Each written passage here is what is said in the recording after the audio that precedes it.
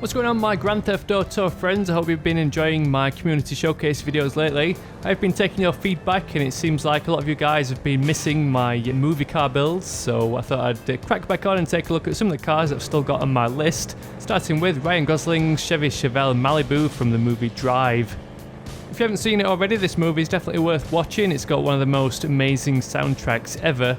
I actually love replaying the opening scene of Drive, which you can find on YouTube if you haven't seen it, where I just go driving around in Los Santos at night time playing Kavinsky in my headphones. One of the feature cars in the movie was a Chevelle Malibu, which, as a piece of trivia, is apparently actually Ryan Gosling's own ride.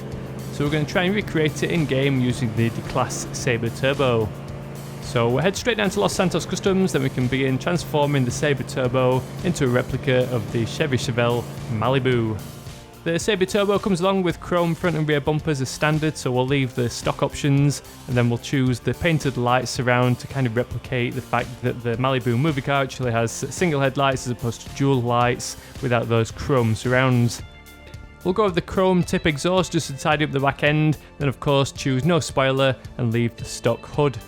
The main part of this build is really all down to trying to replicate that kind of primer grey colour scheme, so under the respray section we'll go with light grey under the matte section for both primary and secondary colours.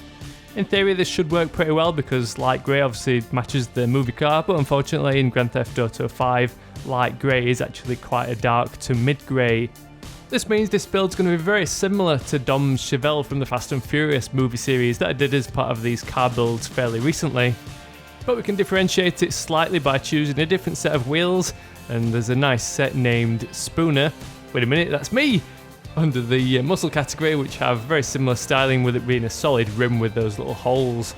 Once again, it's a shame we don't have the option in Grand Theft Auto 5 to equip chrome wheels, so we'll just have to stick with the default alloy colour.